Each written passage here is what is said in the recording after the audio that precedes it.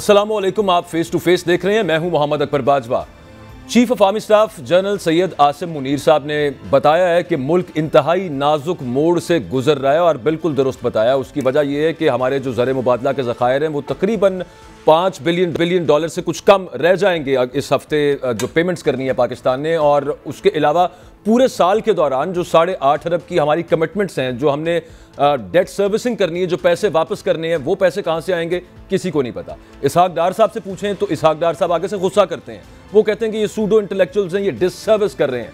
इसहाक डार साहब का आपको एक बयान दिखाते हैं कुछ ही रोज पहले, जो उन्होंने चैम्बर ऑफ कॉमर्स के अहदेदारों से मुलाकात की और उसके अंदर वो फरमा क्या रहे थे, जरा वो देखिए। अगर नाजुक मोड़ डिफॉल्ट होना नहीं है तो फिर मेरी समझ से बाहर है कि चीफ ऑफ आर्मी स्टाफ किस नाजुक मोड़ की बात कर रहे हैं। उसके अलावा इमरान खान साहब ने आज मुलाकात की सहाफ़ियों के साथ, कुछ अहम स्टेटमेंट्स उन्होंने दी। उन्होंने एक इंपॉर्टेंट बात मैं आपके साथ अभी शेयर कर दूं। उन्होंने कहा कि एस्टेब्लिशमेंट में अभी तक जनरल बाजवा का सेटअप काम कर रहा है। हम प्रोग्राम का बाकायदा आगाज करते हैं। मेरे साथ लाहौर स्टूडियोज में एज यूजुअल ताहिर मलिक साहब मौजूद हैं और हमारे साथ सीनियर शेख रशीद साहब टेलीफोन लाइन पर मौजूद हैं।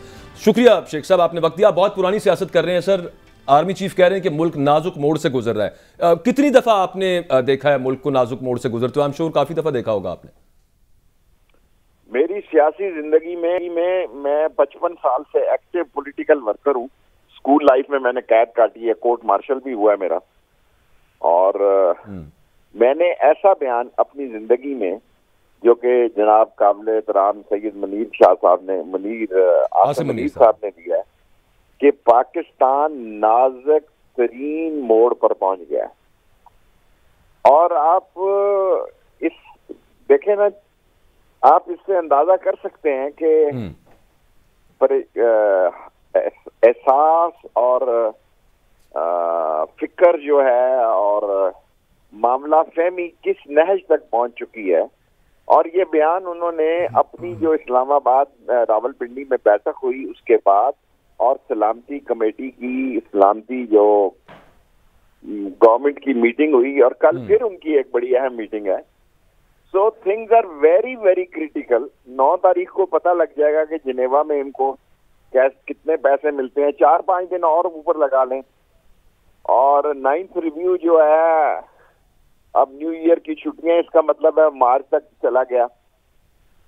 87 करोड़ रुपए इन्होंने आपस में बांट दिया है। तरक्याती प्रोग्राम 77 वजीर हैं जी। और कारकर्दगी जो है, आप मिनिस्टर ऑफ फॉरेन अफेयर की देखें कि 2.25 अरब रुपया उन्होंने खर्च कर दिया और 2 अरब रुपया इन्होंने तशहीरी मुहिम के लिए रखा है। और सूरत हाल क्या है कि गरीब को ना इंसुलिन मिल रही है, ना पैनाडोल मिल रही है, आटा 150 रुपए किलो है। मैं काउंसलर से मैंने इसी जगह सियासत की जहां मैं आपको इस वक्त पेपर दे रहा हूं। मैं अपने आप को भी परेशान पा रहा हूं इस जगह पे। मेरी जिंदगी में ऐसा कभी वाकया नहीं हुआ कि लोग इस हद तक आ जाएं कि मैं भी लाल हवेली में ये सोचने पे मजबूर हो जाऊं कि शायद मुल्क जो है अपने इंतहाई सीरियस क्राइसिस में दाखिल होने जा रहा है। 15 जनवरी लगा लें, अगर 9-10 जनवरी का फैसला हो जाता है, 15 जनवरी से लेके मार्च कर लें जी, 15 मार्च तक। सही, बिल्कुल ठीक, थोड़ा ही टाइम है। अप्रैल लगा लें। सो हालात जो हैं वो किसी के बस में नहीं है। ये फेल हो गए हैं। इनकी दाखिला खारजा, ये कहते थे 3-3 अरब डॉलर आ रहे हैं, चीन से आ रहे हैं, सऊदी अरब से, कुछ नहीं आ रहा जी। तो शेख साहब, इसका हल भूल चाटी है इन्होंने अपनी इज्जत माब चीफ ऑफ आर्मी स्टाफ को। इसका हल भी उनको पता होगा, आपको भी अंदाजा होगा। आप तो बल्कि इसके बारे में बात करते रहे हैं कि ये नाजुक मोड़ से निकलने का तरीका क्या है, हल क्या है। तो जरा बताइएगा कि अब शायद कुछ रहनुमाई हो जाए सबकी, देखने वालों की, कि फिर इस नाजुक मोड़ से अब किस तरह से इसको अवॉइड करें। इस बात पर इसलिए नहीं कि मैं इमरान खान के साथ खड़ा हूँ। ठीक, तमाम जितने इकोनॉमिस्ट मुझे मिले हैं रावलपिंडी इस्लामाबाद में, आजकल आपको पता है जरा मेला लगा हुआ है, लोग आ रहे हैं जा रहे हैं। मैं ज्यादा गहराई में बात नहीं करना चाहता क्योंकि मेरा 8-9 महीने से किसी से राब्ता नहीं है। लेकिन तमाम लोग जो मिल रहे हैं वो यही मशवरा दे रहे हैं कि इलेक्शन ही हल है। और इलेक्शन ही हल है के लिए दुनिया में ये तासर आम जा रहा है कि मौजूदा हुकूमत जो है वो अपने मुल्क के अंदर भी वो इज्जत नहीं रखती, मुल्क के बाहर भी इज्जत नहीं रखती। इनको मुल्क के अंदर भी वो मुकाम नहीं मिल रहा और ना गैर मुल्क से कोई इमदाद मिल रही है, ना गैर मुल्क में इज्जत मिल रही है। और ये नया साल जिसका आज पहला दिन है, दुनिया में बड़ा क्रूशल ईयर होगा। खा ये ताइवान चीन हो, खा ये यूक्रेन रूस हो, खा ये नॉर्थ हो साउथ हो, खा ये नॉर्थ हो और दूसरे मसले हो। सो पाकिस्तान अपनी जिंदगी के, जो आसिम मुनीर साहब ने कहा है, मैं उससे पूरा इत्तफाक करता हूँ कि नाजुक तरीन मोड़ पर पहुंच गए। शेख साहब मैं नहीं होते। शेख साहब आपने बात की है कि आपका एक्सपीरियंस कह रहे हैं कि election is the best solution, मगर आर्मी चीफ को जब मैंने पढ़ा तो वो बात कर रहे नेशनल कंसेंसस की, कौमी इत्तफाक राय की। उन्होंने मेरे ख्याल में इलेक्शन की बात नहीं की। मेरा आपसे सवाल ये है, खान साहब तो ईस्ट हैं और जरदारी और शहबाज शरीफ वेस्ट हैं, तो ये तो किसी सूरत मिल के बैठने को तैयार नहीं, तो ये कहाँ से आएगा कौमी इत्तफाक राय? देखें, जिन्होंने करना होता है ना वो करा लेते हैं। जिधर से आएगा उधर आपको पता है, ये 13 पार्टियां पहले ही एक है, यानी 13 जो है वो 13 पार्टियां और उनके हमनवा एक शख्स और एक पार्टी के खिलाफ खड़े हैं। ये भी किसी के कहने पे इकट्ठे हुए हैं सारे। अगर इलेक्शन पर बात की जाए तो इस वक्त जहां कहेंगे इमरान खान और उसकी पार्टी इलेक्शन पर करेगी, 2 महीने आगे क्या और 2 महीने पीछे क्या, ये कोई ऐसा मसला नहीं। खान साहब ये कहते हैं कि ये चोर हैं, इनके साथ मिसाक मईशत नहीं हो सकता, ये 2 दिन पहले उन्होंने फरमाया है। तो आप ये कह रहे हैं कि एस्टेब्लिशमेंट अगर चाहेगी तो खान साहब को भी, खान साहब की टीम बैठ सकती है। देखें, खान साहब की टीम जो है वो जब ये सारे हालात बन रहे थे वो भी मिलजुल रही थी। मुलाकातें, दरवाजे नहीं सियासत में बंद हो सकते। इलेक्शन की तारीख दें, मैं आपको गारंटी देता हूं उसकी टीम जो है इनके साथ बात करने के लिए तैयार है। बिल्कुल ठीक है। अच्छा, इस पे बताइएगा, इस पे कमेंट कीजिएगा। खान साहब ने कहा है कि अभी तक एस्टेब्लिशमेंट में जनरल बाजवा का सेटअप है और साथ उसमें उन्होंने ये भी बताया कि हमारे 3 MPs हैं पंजाब से, उन्हें अगर एतमाद का वोट लेने की तरफ हम जाते हैं तो उनको एस्टेब्लिशमेंट न्यूट्रल रहने का कह रही है ताकि एतमाद का वोट ना ले सकें परवेज इलाही साहब। देखें, जब भी इंतखाब हुए हैं पाकिस्तान में, जब भी इंतखाबात हुए, ऐसी बातें सुनती हैं। बाज लोगों को बिकने की आदत भी होती है ऐसे मौके पे अपनी वसूली करने की। सारी जिंदगी में हमसे तो किसी ने राब्ता नहीं किया। जब नवाज शरीफ MNAs को छंगा मांगा लेके गए, मैं और चौधरी निसार नहीं गए जी। जब मरी लेकर गए, मैं और चौधरी निसार नहीं गए। हमने उनको कहा जी ये हमारी तो अगर हम जिंदा रहे तो हम वोट डालने आएंगे। ऐसे मेंबर थे जो मैरियट में ठहराए और वोट डालने नहीं आए। सो ये एक हमारा कल्चर है। इससे ज्यादा सीरियस क्राइसिस हो चुके हैं, खौफनाक, संगीन, गंभीर, और पाकिस्तान की सलामती और बका का रूस में कोई जुलूस नहीं निकला ताशकंद में या उज्बेकिस्तान में या समरकंद या बुखारा में। कोई बंदे ने दीवार पे भी नहीं लिखा कि हमें आजादी चाहिए। शेख साहब, MPs को एस्टेब्लिशमेंट का ये कहना कि आप एतमाद के वोट में न्यूट्रल रहें, इस बात की दलील है कि एस्टेब्लिशमेंट न्यूट्रल नहीं है। देखें, मैं तो आगे से हालात बदले हुए देखता हूं। ठीक है, इमरान खान एक बड़ा लीडर है, बड़ा पार्टी का लीडर है, वो अपने तौर पर वो ज्यादा बुलंदी से देख रहा है। मैं गली मोहल्ले का लीडर हूं। मैं तो देख रहा हूं कि सब लोगों को फिक्र लाक हो गई है कि मुल्क को इस बुरान से कैसे निकाला जाए।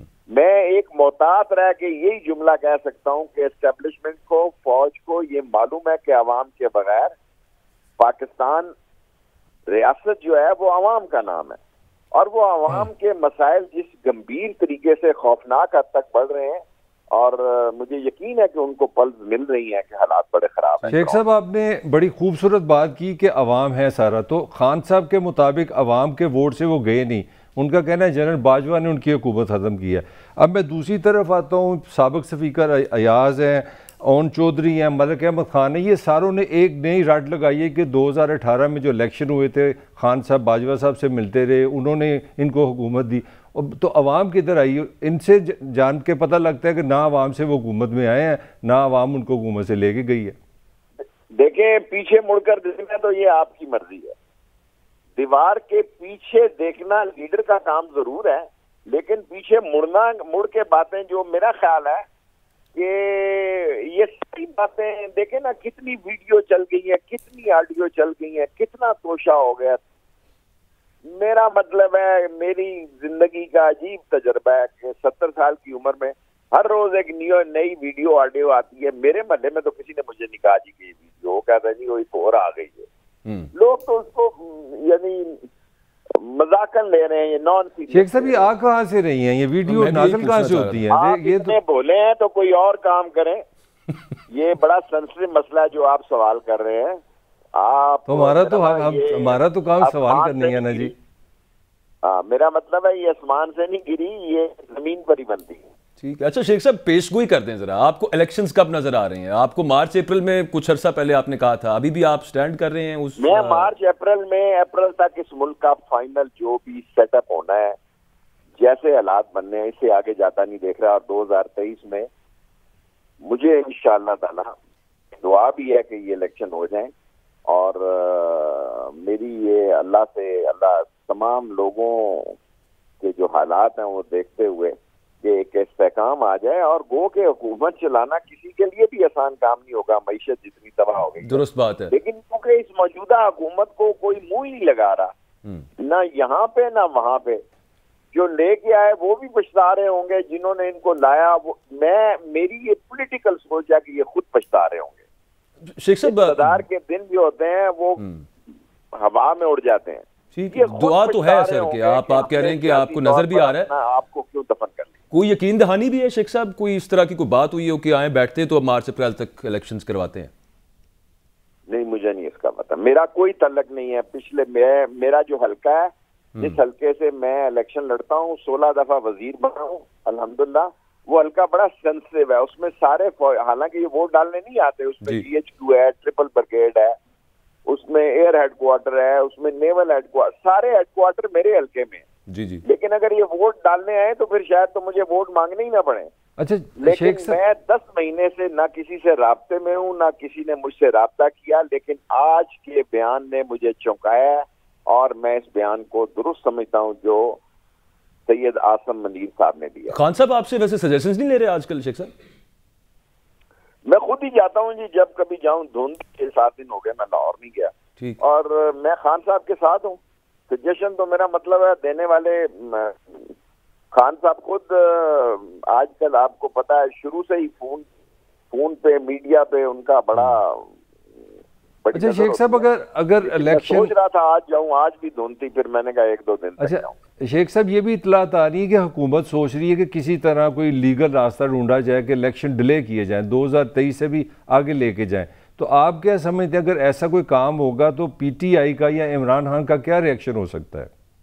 सर जी, कल देखें 4 बजे हाईकोर्ट ने फैसला दिया। देखें आप करन चले मेरी जान कि 31 तारीख को इलेक्शन कराओ।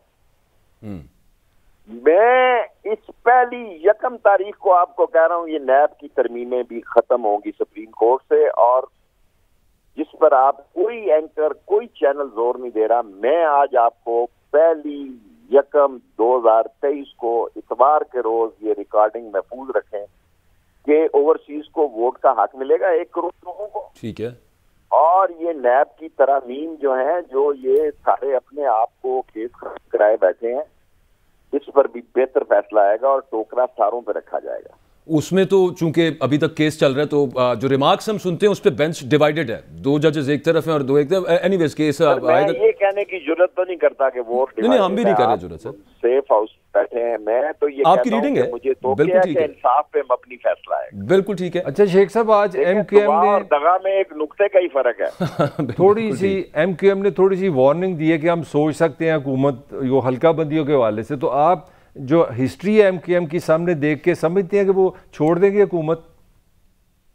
देखिए, मैं MSF के ईस्ट और वेस्ट पाकिस्तान का सदर था जब अल्ताफ हुसैन महाजर स्टूडेंट ऑर्गेनाइजेशन के सदर थे।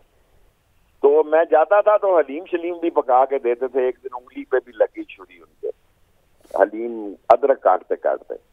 देखिए, MQM जो है वो पढ़े लिखे लोगों की जमात है। वो अपना बेहतर देखें, वो हमारे साथ भी रही, वो मुशर्रफ के साथ भी रही, वो नवाज शरीफ के साथ भी रही, वो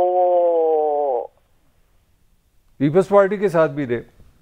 जी सर जी, मैं अब अगर आप ये जो आप कह रहे हैं वो भी ठीक होगा। मैं ये समझता हूं कि MQM हालात हाजरा को देखकर अपनी सियासत करती है। वो पढ़े लिखे लोग हैं और कराची बड़ा हसास शहर बनता जा रहा है। हर रोज आप टीवी वाले दिखा रहे हैं लाश गिरी हुई है, हर रोज आप दिखा रहे हैं छीटना छपकी है। यही ग्वादर के हालात हैं, यही बलोचिस्तान के हालात हैं। अगर मैं आपको ये कहूं कि जिस हल्के से मैं आपको ये पेपर दे रहा हूँ, मेरी जिंदगी का पहला वाकया है कि 6-7 दिन पहले मेरी गली की दूध और दही की दुकान को भी लूट कर ले गए। बताएं मैं कहाँ सियासत करूं? वो दूध वाला कहता है जी आप बड़े कहते हैं कि आप 16 दफा वजीर रहे हैं, तो दूध की दुकान तो आप लाल हवेली के नीचे बचा नहीं सके, दही की दुकान तो आप बचा नहीं सके। सर लोग तो हम पे उंगलियां उठा रहे हैं। ये जो पढ़े लिखे लोगों की जमात है, इनका एक और भी हमने देखा है, पास्ट यूं है कि जहां कहा जाता है वहां ये चले जाते हैं। तो जो मलिक साहब बात पूछ रहे थे, उसको मैं रिफ्रेज कर देता हूं। क्या उनको कहा जा सकता है कि आप अब इस हुकूमती इत्तेहाद से चले जाएं? पाकिस्तान की सियासत में किसी सियासतदान का मलिक साहब नाम बताएं जो GHQ के गेट नंबर 4 की पैदावार नहीं है। अयूब भुट्टो से शुरू हो जाए। और मैं बादशाह खान के वक्त नहीं कह सकता, एक बादशाह खान से भी मेरे बहुत जाती, वली खान से तो जो दोस्ती की जाहिर है वो सारी दुनिया को पता है, लेकिन मैं उनका सख्त मुखालिफ था नजरियाती तौर पर। और बुख्ती साहब और बुजिंजो साहब, इन 2-3-4 पर्सनैलिटियों को छोड़ के ये हार्वर्ड, एसेक्स, कोलंबिया और बर्कले और न्यूयॉर्क से पढ़े हुए ये सारे लोग गेट नंबर 4 की पैदावार है। सर ये जो MQM के 3 धड़े इकट्ठे करने, ये भी गेट नंबर 4 से हो रहा है? देखें अल्टीमेटली, देखें आज का वक्त जो है ना, आज का साल इमरान खान का साल है। ठीक, सारे हरबे जितने इस्तेमाल किए गए हैं, जान भी उसकी बच गई, अल्लाह का शुक्र है। जितने हरबे उसके खिलाफ इस्तेमाल हुए हैं उस सब में फायदा उसको हुआ है, नुकसान मौजूदा हुक्मरानों को हुआ है, और ये आपस में फटने के इनके दिन है। अब देखें ना, फजल रहमान वहां कह रहा है कि जनाब कबायली इलाका इश्तिहाद जो है बाबा, और अब बहुत सारी बातें मैं नहीं कर सकता। इनकी आपस की PDM की सूरत हाल भी दुआ करने के काबिल है। शेख साहब, ये जो टेक्नोक्रेट वाला एक वो शुरली, ये कहाँ से छूटी है? ये इसके पीछे ठीक है आईनी कॉन्स्टिट्यूशनली तो शायद इसकी कोई उतनी स्ट्रांग पोजीशन ना हो, लेकिन ये कौन चाह रहा होगा आपके ख्याल में? देखिए, सोच और विचार जब होती है तो अब टीवी जो है उस पर खबर तो रोज देनी होती है ना जी। दिन में 10 दफा खबरें लगती हैं, और माशाल्लाह इतने सारे टीवी चैनल्स हैं, तो पहले शायद कहीं ऐसी सोच हो, पहले जो आइडिया फ्लोट होता है लोग उस पर सोचते हैं। मेरा ख्याल है आप टेक्नोक्रेट की कोई सोच नहीं है, और सोच है कि केयर टेकर की जाए, और कल की मीटिंग जो है अल्लाह करे पाकिस्तान की बेहतरी के लिए उसमें फैसले हों। शेख साहब, मैं एक पर्सनल सवाल आपसे पूछना चाह रहा हूँ, आपके एक्सपीरियंस को सामने रखते। आपने बड़ा हमेशा गेट नंबर 4 का जिक्र किया है, तो क्या हमारा जो पॉलिटिशियन है या कल्चर है वो साइकोलॉजिकली वीक है? उसको किसी बड़ी बाई की जरूरत है या डंडे की जरूरत है पॉलिटिक्स करने के लिए? मुनव्वर ज़रीफ की एक फिल्म थी, वो उसमें मैं छोटा होता फिल्म देखता था, अब तो सालों साल गुजरा कि मैनू कुछ आखो मैनू आंखें लगने का शौक है। ठीक है। वो बार बार यही कहता था कि मैनू को आखो मैनू आंखें लगने का शौक है। हम शौकीन मजाज सियासतदान है, हम जेन्युइन लीडर नहीं है। हम में से अक्सरियत जो है, सबकी मैं बात नहीं करता, वो रियाजत से नहीं गुजरी। हमारे बाप का, दादा का, खानदान का कोई नाम नहीं था, इसलिए हमें 10-10 करोड़ों की सजा हुई। 20-20 7-7 साल हम कलाशन कोप में कट गए, खत्म नबूवत में साल हम काट आए हैं जी, कड़िया वाला में हम साल काट आए। क्यों? हमने 8-10 साल अपनी जवानी के गुजारे, क्योंकि उस वक्त एक कैमरा नहीं था, कोई मीडिया नहीं था, हम सिंगल कॉलम के लीडर थे। आज तो हमारी गाड़ी का व्हील कब घूम जाए तो ब्रेकिंग न्यूज है, लेकिन जब हमें मार पड़ रही थी हमारी कोई आवाज नहीं। ये जो आखिर शेख साहब, ये बड़ा चैनल है, एक डिक्टेटर नहीं दिए। बड़ा खूबसूरत आपने ये मुनव्वर ज़रीफ साहब का जो डायलॉग बताया है, तो ये इमरान खान साहब की एक आज की मुझे स्टेटमेंट याद आ गई। उन्होंने कहा कि एस्टेब्लिशमेंट मईशत समेत तमाम बहरानों से निकलने में अहम किरदार अदा कर सकती है। एक तरफ इमरान खान साहब कहते हैं कि आप साइड पे हो जाएं बिल्कुल, तो फिर क्यों उनको आप दोबारा, आप ये चाह रहे हैं कि उनका एक दफा फिर पॉलिटिकल रोल हो? देखिए, मैं पॉलिटिकली इस वक्त सबसे सीनियर वर्कर हूं पाकिस्तान में। दुरुस्त। पाकिस्तान में बेनाम सियासतदान जो गली महल्ले से, जिस बिल्डिंग के ऊपर जिसने 16 दफा फेडरल मिनिस्टर का झंडा लहराया, उसके नीचे वो चाइल्ड लेबर था, किताबें बेचता था, जिसका नाम है शेख रशीद। बिल्कुल ठीक कहा इमरान खान ने। फौज एक हकीकत है, एस्टेब्लिशमेंट एक हकीकत है। अच्छा। और वो आंख के इशारे से, अताउल्लाह शाह बुखारी कहा करते थे ना खत्म नबूवत के जलसों में, पल्ला मार के इशारा, आखिदा इशारा का पल्ला मार के दीवा बजा गई थी, आखिदा इशारा कर गई। आखिरी सवाल है शेख साहब, दीवा बुझ सकता है। बिल्कुल ठीक है, बिल्कुल ठीक है, पॉइंट ऑफ व्यू आगे। इसमें आखिरी सवाल ये है कि 2023 आप कैसा देख रहे हैं? एक ओवरऑल हमारे लिए पिक्चर बताइएगा कि आपको किस तरह से नजर आ रहा है, और दहशतगर्दी वाला जो सिनेरियो जो कि अचानक ये नासूर फिर फूट पड़ा है, इसको भी जरा मद्देनजर रखते हुए। मैं आपको मायूस नहीं करना चाहता चैनल पे लाइव और लोगों को। मेरे नजदीक तो जी 10-15 जनवरी से ये शुरू हो जाएंगे हालात। ये सड़कों पे मारा मारी होता है, तरीका निकलता है या तरीका निकलता है, या लोगों को समझ आती है, या कोई दरमियानी रास्ता इख्तियार करता है। मेरे पास तो अच्छी खबरें नहीं है, मैं माफी चाहता हूँ। आपके पास नहीं है तो फिर मैं कोई स्टोरिस्ट नहीं हूँ, क्योंकि की रात सारे मुझे फोन कर रहे थे। मैंने कहा मैं कोई कॉमिस्ट हूँ, मुझे क्या पूछते हैं कि क्या होगा। मेरे नजदीक तो पॉलिटिकली नहीं, वो अगर सुनने वालों ने खैर सुन लिया शेख साहब। आप ठीक है, मतलब जो हालात हैं उसके मुताबिक ये रियलिटी आप बयान कर रहे हैं, और आप वो बयान करना नहीं चाहते exactly, but the point has been conveyed, और thank you very much for your time. एक ब्रेक लेनी है, ब्रेक से वापस आते हैं। तो ये जो इंतहाई नाज है, इसमें सबसे ज़्यादा जो नज़ाकत है वो एक लॉ एंड ऑर्डर की सूरत हाल जो इस वक्त पाकिस्तान में थोड़ी सी बिगड़ रही है, और उससे भी ज़्यादा मईशत है, उसी के साथ सब कुछ जुड़ा हुआ है। अब मईशत के ऊपर बात करेंगे कि पाकिस्तान को 2023 में सबसे बड़े चैलेंजेस क्या हैं, उनका हल क्या हो सकता है, किसके पास हो सकता है। ब्रेक के बाद बात करते हैं।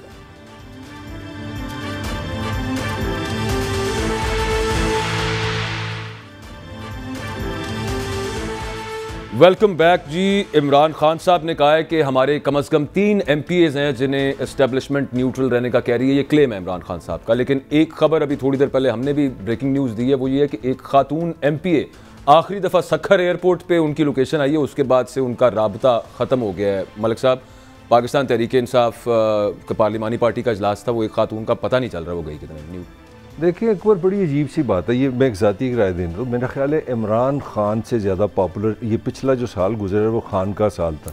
मगर अजीब बात है, इस्तीफ़े दिए वो कबूल नहीं हुए, लॉन्ग मार्च किया हुकूमत ने गई, इलेक्शन कहा वो नहीं हुए। अब मुझे लगता है पंजाब असम्बली भी कहीं ना कहीं उनको मैसेज हो गया। खान साहब की अगर आप कंसिस्टेंटली तक बातें सुने तो वो मुझे लगता है कहीं ना कहीं उनको ये इदराक हो गया कि असम्बली भी नहीं टूट रही। अब 3 बंदे, अगर वो थोड़ा सा मैं आपको ब्रेकअप दे दूँ, मसूद चौधरी साहब हैं PTA के, मतलब ये खातून पिंडी से हैं शायद PTA की, जिनकी आपने सखर वाली बात की है।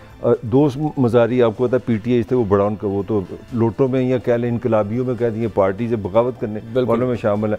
अब परवेज़ इलाही साहब खुद एक कैंडिडेट है, 10 जो काफ के लोग हैं वो कैंडिडेट बनते तो 1 वहाँ से गया, तो 186 का मैजिक फिगर तो आपका यहीं पे गया। और खान साहब ने जो 3 बंदों की बात की तो फिर तो आप समझ लें कि ये तो मलिक साहब लेट्स होप कि उसकी मैं थोड़ी रीज़न बताऊँ, उसकी थोड़ी रीज़न बताऊँ। ये 3 बंदों की क्या मतलब है? इसका मतलब है कि अगर 186 पे ये वजीरे जो आला है हमारे ये इत्तेमाद का वोट नहीं लेते तो फिर आपका जहाँ पे मेजॉरिटी को वोट होगा, पॉइंट ये समझे, फिर 186 का मैजिक नहीं, फिर जो ज्यादा ले बात तो वहीं पे आ गई ना कि आप असेंबली टूटने ना दे। मगर मेरा आप पॉइंट नहीं समझ रहे, फिर अगला भी बन सकता है। खान साहब का जो 3 बंदों का जिक्र है ना, वो ये बता रहा है कि जब अगर आपने इत्तेमाद का वोट किया तो हो सकता है मेजॉरिटी नून के पास चली जाए। ठीक, अच्छा, वो मैं दोबारा इस बात के ऊपर आऊंगा क्योंकि खुर्रम शहजाद साहब माहिर मईशत है हमारे साथ मौजूद है। खुर्रम शहजाद साहब, आर्मी चीफ सैयद आसिम मुनीर शाह साहब ने ये बयान दिया। उन्होंने कहा कि मुल्क इंतहाई नाजुक मोड़ से गुजर रहा है, उसमें एक तो लॉ एंड ऑर्डर की सिचुएशन भी है, और उससे ज़्यादा वो हमें पता है कि इकोनॉमी की इस वक्त जो सूरत हाल है। आप भी अग्री करते हैं कि इस वक्त इंतहाई नाजुक मोड़ से गुजर रहा है मुल्क, और जो फिगर्स हैं, जो फैक्ट्स हैं, वो तो आप ज़रा ज़्यादा बेहतर बता सकते हैं। जी अस्सलाम वालेकुम। देखिए, जहाँ तक चैलेंजेस का सवाल है तो डेफिनेटली मुल्क जो है वो दोनों चैलेंजेस से गुजरा है, जिसमें पॉलिटिकल इंस्टेबिलिटी का भी एक चैलेंज है जो ज्यादातर रहा है हमारे कुछ सालों से, और दूसरा जो है ऑफ कोर्स इकोनॉमिक चैलेंज है। और बड़ा challenge of course political instability है। पॉलिटिकली कोई कंसेंसस हो या कोई डायरेक्शन नजर आए या कोई सर्टेनिटी आए तो डेफिनेटली उसका असर फिर इन्वेस्टर्स पे, मार्केट्स पे और ट्रेड्स पे जो है वो पॉजिटिव जो है वो रिफ्लेक्ट करता है। और दूसरा ये कि लेंडर्स भी जो है ना उसको फिर पॉजिटिवली देखते हैं कि मुल्क की जो पॉलिटिक्स है वो एक डायरेक्शन में आ गई है, और कौन स्टेक होल्डर्स हैं जिनसे बात की जाए, और फिर उसके बाद किस तरह से लेंडिंग हो या फिर इन्वेस्टमेंट हो। तो ये बहुत बड़ा जो प्रॉब्लम है हमारा वो। अच्छा खुर्रम साहब, इसहाक डार साहब ये कहते हैं कि ये सूडो इंटेलेक्चुअल्स हैं जो इस तरह की बात करते हैं, या ये डिससर्विस कर रहे हैं मुल्क के साथ। 4.8 अरब डॉलर रह जाएंगे जो 1 अरब हमने कमर्शियल बैंक्स का यूएई में देना है इस करंट वीक के दौरान ही। उसके अलावा पूरे साल के अंदर हमें चाहिए 8.5 अरब कम अज़ कम जो हमने पेमेंट्स करनी है। और ये जो इसहाक डार साहब पहले कह रहे थे कि दोस्त ममालिक पैसे दे देंगे, वो कौन से दोस्त ममालिक हैं? वो रोल ओवर देंगे या वो नए 3 अरब देंगे चीन और सऊदीया? कब आएंगे, कैसे आएंगे, आपको कुछ पता है इस बारे में? अच्छा, मैं एक तो ये बता दूं कि नेक्स्ट 1 हफ्ते से 10 दिन में $1 बिलियन है, $4 बिलियन नहीं है। और $1 बिलियन के नेक्स्ट 3 मंथ्स में $8.5 बिलियन की पेमेंट है। और मैं आपको ये बता दूं कि नॉर्मली होता ये है कि जैसे अगर इस साल आपकी $22 अरब की पेमेंट्स हैं, फॉरेन पेमेंट्स की बात कर रहा हूँ, यानी कि बैरूनी अदायगियां, कर्जों की अदायगियां जो हैं, उसमें से तकरीबन $12 अरब का रोल ओवर है। और ये हर साल रोल ओवर होता है, और ये ऐसा नहीं है कि इस साल नहीं होगा और पिछले साल नहीं होगा। आपने जो डेट रीपे किया है अभी तक, वो मेरे ख्याल में कोई $4 से $5 बिलियन है, और $3 से $4 बिलियन आपका रोल ओवर हो चुका है। बाकी आपके पास जो है ना $3 से $4 बिलियन का गैप है। ये जो $3 से $4 बिलियन का गैप है, इसे फिल करना है, और वो IMF के बगैर नहीं हो सकता। होना ये चाहिए कि IMF की जो शराइत है वो आज मान ली जाए, बनिस्बत इसके कल मानी जाए। कल भी आपने माननी शराइत है क्या सर? वैसे ऑप्शन नहीं है, इस वजह से फंसा हुआ कि हम शराइत नहीं मान रहे उनकी, ये रिव्यू जो फंसा हुआ है ना कि शराइत मान लो। देखिए 2-3 चीजें हैं। देखिए जी, आप करेंसी जो है मार्केट बेस करें या एटलीस्ट मैनेज फ्लोट हो, तो करेंसी इंटरबैंक में एक तरह से फिक्स हुई है। और आप देखें ओपन मार्केट में करेंसी कहाँ जा रही है, रुपी जो है वो $200 जो है 260 के करीब जो है वो ट्रेड हो रहा है। तो जब वहां पे ट्रेड हो रहा है तो कोई रेमिटेंस भेज रहा है, कोई एक्सपोर्ट्स कर रहा है अगर, तो वो क्यों अपना डॉलर जो है बैंक के थ्रू भेजेगा जब उसको ज्यादा पैसे open market grey market create हो गई है, नंबर 1। सेकेंडली, वो ये कहते हैं IMF वाले कि जी आप सर्कुलर डेट पे कोई हमें कॉन्क्रीट प्लान दें, तो वो गलत तो नहीं कहते। तो वो कहते हैं कि जी आप कॉन्क्रीट प्लान देना, आपके इतना बड़ा इनएफिशिएंसी है, एनर्जी का इतना बड़ा इशू है, 4-4 ट्रिलियन रुपीज का आप लॉस कर रहे हैं वहाँ पे, तो आप कोई प्लान तो दें। तीसरी बात ये है कि गैस की प्राइसेस बढ़ाने की बात करें, मार्केट रेट्स पे लाने की बात वो इसलिए करते हैं कि आप अपनी इनएफिशिएंसीज को ठीक करें, तो वो भी नहीं किया। फिर वो ये कहते हैं जी पेट्रोल प्राइसेस आप जो है वो कम कर रहे हैं, लेकिन आप टैक्स जो है शॉर्टफॉल कर रहे हैं क्योंकि ग्रोथ नहीं है, प्रॉब्लम्स है, फ्लड आया हुआ है आपके यहाँ। मैं ये कहता हूँ कि IMF को भी तो नेक्स्ट एक्सटेंड समझना चाहिए, लेकिन हम इतने ज्यादा जो है अपनी गवर्नेंस में वीक हैं कि हमने IMF के पहले भी बात नहीं मानी। तो डेफिनेटली वो ये कहते हैं कि जी आप पहले भी नहीं मानी। ये सवाल पेट्रोल जो है ना वो कम कर दिया गया है कुछ 2 रिव्यूज में, और इस मरतबा PDL को भी कम कर दिया गया है। तो होना ये चाहिए था कि क्योंकि लोग न्यूट्रलाइज हो चुके हैं पेट्रोल प्राइस पे, आज रिलीफ देने से बेहतर है आज टैक्स में कन्वर्ट किया जाए ताकि IMF की शराइत पूरी हो, ताकि हमें वहां से रिलीज हो tranche of world bank, IMF के साथ आपको सऊदी और चाइना भी पैसे दे। खुर्रम, जो मैं चाह रहा हूँ आपसे समझना, सवाल ये पॉलिटिकल है, इकोनॉमिक नहीं है, मगर मेरा सवाल ये कि आप पाकिस्तान की कंडीशन जानते हैं, 2/3 यहाँ की जो पॉपुलेशन है वो गुर्बत से नीचे है। तो आपने तो एज इकोनॉमिस्ट बिल्कुल एक सेंसिबल बात की कि आप IMF के पास जाएं। तो ये जो महंगाई का सैलाब तूफान आएगा, पाकिस्तान पॉलिटिकली क्या ये ले सकता है? ये शराइत को मान के आप पाकिस्तान को एक नॉर्मल माशरा रहने देंगे जो यहाँ की गुर्बत को सामने रखे ना? अच्छा जी, इसमें एक जवाब इसका ये है कि अगर आप डिफॉल्ट कर गए ना तो आपके पास महंगाई जो है ना यहाँ से 4 गुना बढ़ जाएगी, और आपके यहाँ जो है ना लोग कतारों में खड़े होंगे। मैं ये बात करना नहीं चाहता, कतारों में खड़े होंगे फूड की शॉप्स पे और फार्मेसीज की शॉप्स पे और हॉस्पिटल्स में, और आपके यहाँ ट्रेड कोई नहीं कर रहा होगा आपके साथ और आपको कोई पैसे भी नहीं दे रहा होगा। तो वो ज्यादा सिचुएशन खराब है कि ये खराब है जहाँ पे आप ऑलरेडी महंगाई जो है 22-23% 3-4 अरब डॉलर सिर्फ बीच में मार्जिन रहेगा। वो कहते हैं by the skin of tooth आप बच रहे हैं वहां से, और दूसरी तरफ से मतलब बचत कहीं भी नहीं, between the devil and the deep blue sea वाला मामला। आखिरी बात ब्रीफली, खुर्रम साहब, आपके ख्याल में डॉलर की एक्चुअल वैल्यू क्या होनी चाहिए इस वक्त जो IMF डिमांड कर रही है?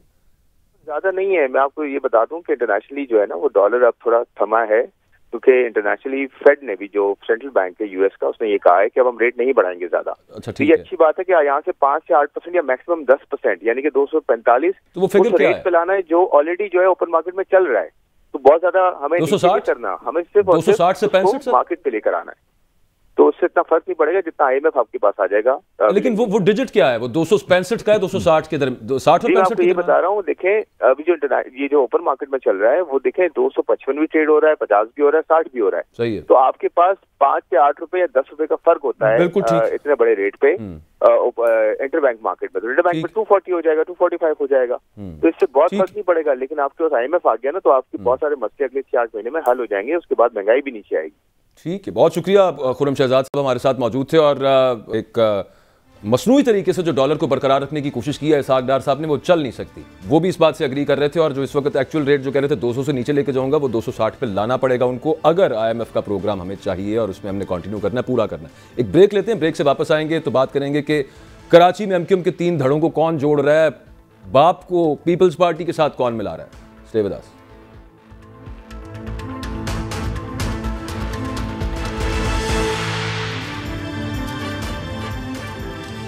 ये आप देख रहे थे कि MQM के मुख्तलिफ लीडरों के कामरान टिसोरी साहब जो कि गवर्नर सिंध है, वो उनका इल्हाक करवाने जा रहे हैं। सिर्फ इसमें फारूक सत्तार साहब की एक वो कमी रहेगी, उन्होंने भी कुछ बयान वगैरह इस हवाले से दिया है। मुस्तफ़ा कमाल साहब हो गए।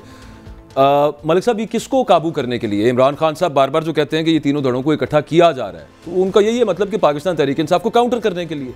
तो इतना क्या डर है इमरान को हर जगह पे काबू करने? आदम एतमाद हो जाए, चाहे वो नेशनल असम्बली के इलेक्शन हो जाए, चाहे इस्लामाबाद के बल्दियाती इलेक्शन हो जाए, चाहे कराची के इलेक्शन हो जाए, चाहे MQM हो जाए। अब मेरा ख्याल है कि इमरान की जो एक 2-3 बड़ी चीज़ें कामयाबी हुई हैं। एक तो इस पे है कि नहीं है, मैं वो बात नहीं करता, परसेप्शन बन गई कि इमरान की हुकूमत नाजायज़ तौर पे ख़त्म हुई है। तो एक मजलूम कार्ड होता है, वो पाकिस्तानी कल्चर में बहुत बिकता है, आप मजलूम हो गया। दूसरा कमाल जो खान ने किया वो वैसे सिर्फ परसेप्शन नहीं है, मैं इसीलिए मैं तो एक राय दे रहा हूँ ना, मैं कोई फैक्ट तो नहीं ना आपको बता सकता, मैं एक इंसान। तो दूसरा कार्ड पाकिस्तान में सुल्तान रही, मैं डरदा नहीं, मैं छड्डांगा नहीं। तो खान ने दोनों कार्ड बड़े खूबसूरत खेले हैं, मजलूम भी बना है और साथ उसने ताकतवर के सामने खड़ा हुआ है। मेरे ख्याल में मैंने अपनी जिंदगी में इतना खौफ सारे मिलके सिर्फ एक इमरान को हर जगह पे मुल्क को दांव पे लगा के काबू करने के चक्कर में। बात करने देना, मैं जो कहना चाह रहा हूँ, मैं चाह रहा हूँ कि खान ने जो पॉलिटिकल पॉपुलैरिटी ली है वो पीक है। मेरे ख्याल में भुट्टो के बराबर अगर किसी बंदे ने पाकिस्तान की, अगर मैं 75 साल हिस्ट्री देखता हूँ, उसमें मुझे इमरान खान और जुल्फ़िकार अली भुट्टो पॉपुलर तरीन जो टाइम आया इन दो बंदों का। अब मुझे बताएं, इस्लामाबाद में हमने इसी शो में बताया था ना कि 110 में से जो 65 सीटें हैं वो एजेंसी आपकी कह रही है, खुफिया इदारा आपका बता रहा है वो इमरान की है। अब बता दें कराची में भी जो हुआ है, अब MQM को ये बात समझ आ गई है कि इमरान खान की इस पॉपुलैरिटी को हम इस तरह नहीं चला सकते, हमें सबको इकट्ठा होना पड़ेगा। अब आप इसके पीछे वो स्टैब्लिशमेंट भी डाल लें जो हमारे दिमाग से निकलती नहीं, कहीं जहाँ मर्जी हम जाते हैं हम कहते हैं वो सारा कुछ वही करते हैं, उनके दिमाग से हम नहीं निकलते। नहीं, वो पता नहीं अब क्या है, वो तो शेख रशीद को हमसे मुराद शेख रशीद को सुन के तो वो तो कहते हैं इस मुल्क में स्वाय गेट नंबर 4 के लिए होते ही कुछ नहीं, फिर हम भी मजबूर। शेख साहब से मुझे याद आ गया, शेख साहब ने बड़ी इंपॉर्टेंट बात की है और वो कह रहे थे कि आप लोगों की इसके ऊपर तवज्जो नहीं है। वो ये है कि ये नैब कानून के अंदर जो तरमीम की गई थी जिसकी वजह से 1200 अरब के जो केसेस हैं रुपए के मुख्तलिफ सियासतदानों को जो माफ हुई, ये रिवर्स कर देगी सुप्रीम कोर्ट। और उसमें जो रिमार्क्स आते हैं ना, रिमार्क्स तो अब कहा नहीं जा सकता, फैसला आएगा तो पता चलेगा, बड़े डेंजरस आ रहे हैं। आप रिवर्स कर दें, मगर इशू ये है कि आप हमारा जो पॉलिटिकल जो बुनियादी पॉइंट है, पाकिस्तान को अगर वाकई ज़रूरत है सियासी इस्तेकाम की, तो आप कितना चीज़ों को डिवाइड करेंगे? अगर आप इन सबको पकड़ते हैं, जो चले मान लीजिए करप्ट है, सबको आप पकड़ लें,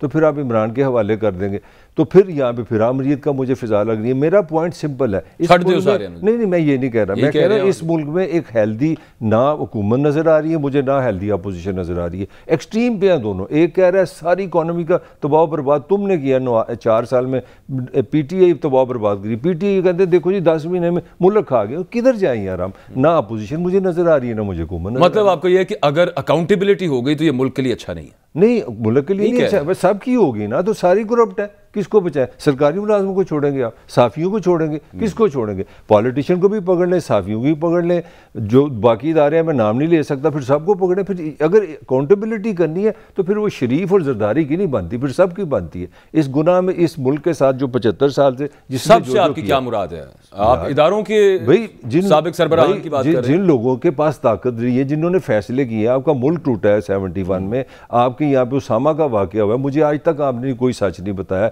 किसी कमीशन ने मुझे जवाब नहीं दिया। पाकिस्तान का सबसे बड़ा मेरा सवाल है, 110 अरब डॉलर का खान का जो सबसे खूबसूरत बात है, उसने कहा था मैं तफसील दूंगा कि ये जो गैर मुल्की कर्जे खर्चे काम है, मुझे आप बताएं पहले, ये राइट है, मुझे बताएं कर्जे खर्च की तरह है, ये है सबसे बड़ा सवाल, नैब से बड़ा सवाल। जो हमारा 110 अरब डॉलर का गैर मुल्की कर्जा है, बाजवा वो बताओ मुझे किसने खाया, उसका गिरेबान पकड़ो। अगर वो नवाज शरीफ है उसको पकड़ो, जरदारी है उसको पकड़ो, अकबर है उसको पकड़ो, मैंने लिया मुझे पकड़ो। ये है तरीका। सही बात है। वो जहां जहां खर्चे गए होंगे ना, वो रिकॉर्ड है सारा। खान साहब को उन्होंने बताने भी नहीं दिया। डार्लिंग मैं बता रहा हूं रिकॉर्ड में मौजूद है। 30 सेकंड रह गए। नवाज शरीफ साहब का 2023 के हवाले से बता दें, उन्होंने भी आना है मियां साहब ने कि नहीं की, रह गया उनके भाई की गवर्नमेंट कब आने देगा तो आएगा ना। मियां कौन आने देगा? मियां तो किसी के इंतजार में है, वो तो कहीं कहीं पे दुआ शुआ करेंगे कि अल्लाह ताला मुझे मौका दे, मुझे कोई जहाज बिठा के ले जाए तो वो आ जाएंगे, अगर इस तरह तो नहीं आएंगे।